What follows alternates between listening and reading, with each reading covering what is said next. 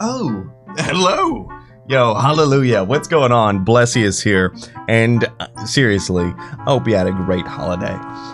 One thing about 2018, it had its amazing games, but games that kind of, well, ruined a legacy of reputation for some developers. Don't get me started about this mess. Atlas. I swear to God, the trailer that they showed is not this freaking full game, dude. With 2019 kicking off, I thought it would be great to go look to see what's ahead and get my most anticipated games of the year. But I am a little bit worried about some of these because a lot of them are very vague. Some of them might be from, well, publishers that have a not so blemish-free reputation. Ladies and gentlemen, let's dive in to my most anticipated games that I'm slightly nervous about of 2019. When I was a kid, man, I went over to my friend's house. He whipped out his Super Nintendo, and we would put the cheat code in to get blood in Mortal Kombat. And I was surprised at the Game Awards that, you know, there's a new one coming, and I love the vibe of the trailer. This one sits a little bit low on my list just because, well, all we have is a trailer. But I'm excited to see this game roll around and hopefully we have some fun with it. The year was 2001, I was 11, and I was a little scaredy cat. Luigi's Mansion came out for the Nintendo GameCube, and I wanted it. I wanted to play it, and guess what? The game actually kind of spooked your boy a little too much, but I did eventually beat it. I never played Luigi's Mansion 2, but hey, having Luigi's Mansion 3 announced for the Nintendo Switch is something that I'm gonna have a lot of fun with as I'm hopefully matured a little bit about. I think I'm matured. I just want to catch ghosts like a big brave boy. Speaking of spooky, there's actually a very scary game coming. Do you remember, back in the day with the Nintendo GameCube? I believe it was about 2001 as well. Capcom redid the original Resident Evil, and they made it look amazing for, well, the graphics on that GameCube. And they're doing the same thing this time around with the Resident Evil 2. Resident Evil 2 was a game that actually I never played at all. I played the first one, I played Resident Evil 4, 5, 6, and Biohazard.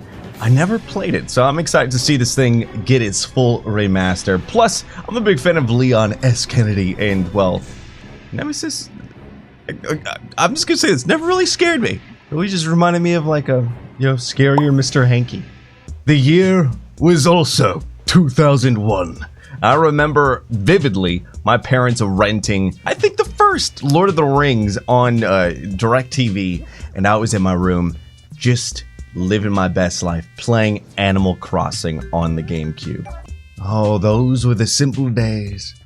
But Animal Crossing has been announced. Welcome to Animal Crossing for the Nintendo Switch. And I'd say I'm excited because I never played New Leaf. New Leaf was on the 3DS, and I never really touched the 3DS except for Pokemon and that Legend of Zelda game that came out, the Between Worlds. I just have to say, I'm super excited to see where they take the series, and I know a lot of people have been itching for that Animal Crossing itch, and I can't wait to see what they do with it.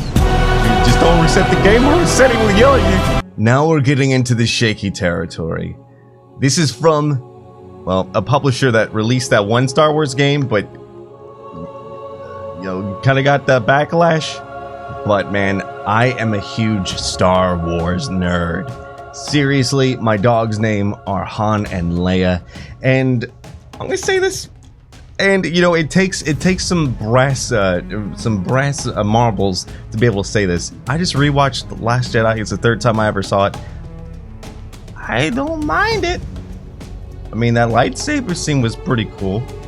But EA is coming out with Star Wars Jedi Fallen Order. And it's supposed to take place right after Episode 3. And it's about the last Jedi that are going out there and being hunted by, well, the Empire and Darth Vader, I'm super excited because nothing is known about it. Last year, they just said, oh, hey, yeah, it's definitely something that is being worked on at the EA Play at E3. I'm just super excited because it's supposed to come out this year. I am so eager to see where they're going with it. So I'm super excited to see Star Wars Jedi Fallen Order and see where that takes us. The year was not 2001, but instead 2002. I was 12, and I was a huge nerd about Final Fantasy. At that time, I beat 7, 9, and 10. I might have been about to play Final Fantasy 11 online. And let me just tell you how freaking stupefied I was to learn that there's a Final Fantasy Disney crossover.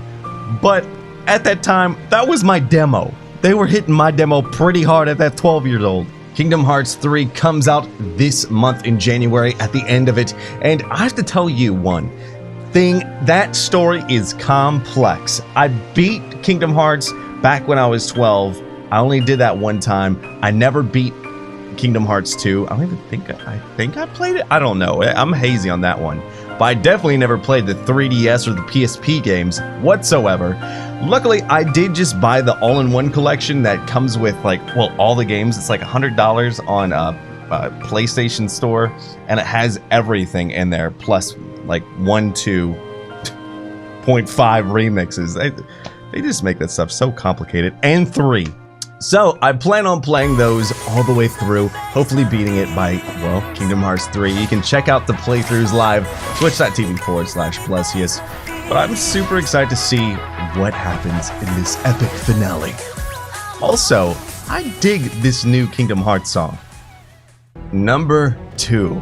This thing is a game that I played at EA Play, and I'm currently trying to kind of hide away from. I'm super excited about it, and it's from a publisher that, you know, has shaky reputation, like mentioned before.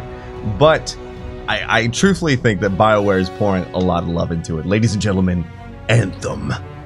Or as I like to call it, Tony Hawk's Pro Shooter Looter. I got to play it, like I said, I had a lot of fun with it, and the ability to go out, just shoot, kill things, do missions with friends, it appeals to me, and I've been trying my best to keep myself in the dark with it, and I've been seeing nothing but good things about it, and I am so excited about this because if you know me, I love grindy games, and I love games I can play with friends, and hopefully this is something that I can trick my friends that really don't play video games that much back home into playing games with me, because that'll make me a happy boy. As a wedding gift / Christmas present, my wife and I got my best friend and his wife to be a Nintendo Switch, and he still hasn't played Smash Brothers with me. I just want to play games with you, Vic. Will you play Anthem with me? Also, BioWare, I believe in you. Knock it out of the park. The number 1 game. Ladies and gentlemen, just take a look around this room. I need to take this tree out. No. Can you guess what number 1 is? 2019's Generation 8 Pokemon. I am super nerdy excited about it. I played every gen, but I have to admit, I go really hazy when it comes to Diamond and Pearl forward. I did play and beat Sun and Moon and everything in between. Though, having 800 plus Pokemon, I'm kind of hazy, but still, the magic of Pokemon takes me right back to when I was a kid playing on my Game Boy Color. Hey, like, one of my favorite games of 2018 was Pokemon Let's Go, and that game had a lot of controversy because, well, the catching mechanic and, well, how you caught Pokemon was totally different. But man, it brought me back to that just magic of that time with the combination of Pokemon Stadium and, well, the traditional games. So I'm hoping that this Pokemon calls back to that a little bit with the traditional fighting and everything, but I hope Nintendo Game Freak, the Pokemon company, embrace an MMO kind of thing. I hope that there's something where you can see other trainers about in the world. That's something that I think a lot of people would love, whether it's you only see friends out in the real world, or you can go into public places and see people, whether it's in your area or wherever, and you know, either just say, oh, whoa, you have a Chinese Charizard. Wow, that's pretty cool. Or just fight, trade, or just walk past. I think that would be so cool and bring life into the world of Pokemon. And I hope they just knock that game out of the park. Seriously. Don't screw it up, Nintendo. Ladies and gentlemen, that is my 8 games of 2019 that I'm very anticipated for, but some of these things on this list have me a little worried, and whew, EA, I'm putting some trust in you.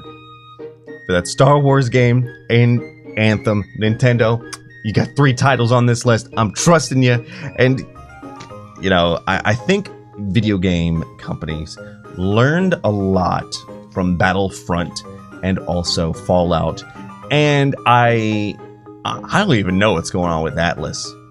I don't even know what's going on with that. I had an idea for a video, and let me know if you guys want to see this. Having an honest, open-minded review of Atlas. But I can only play 2 hours of it. If I go over, I can't return the game. So it's like 2 hours cut down to like a 10-minute video of honest actions. So I can return it because I hear bad things. But I'll go in with an open mind. Hey, before we go, I just want to say thank you so much to Maxnomic. Not only did they supply me with my chair, I want to say thank you to making my parents' Christmas just unbelievable. If you haven't seen my last video, they actually supplied my parents with 2 brand new chairs. Here was their befores and here's their afters. And my mom and dad absolutely freaking love it. If you'd like to get free shipping on your Maxnomic chair, use code BLESS. Anyway, I hope you have a great one. And here's to the best 2019 in the world. Anyway, I hope you have a great one, and here's to an amazing meme-filled 2019. And hey, you can also find me daily, twitch.tv/Blessious. And yeah, hey, here's to 2019. Peace.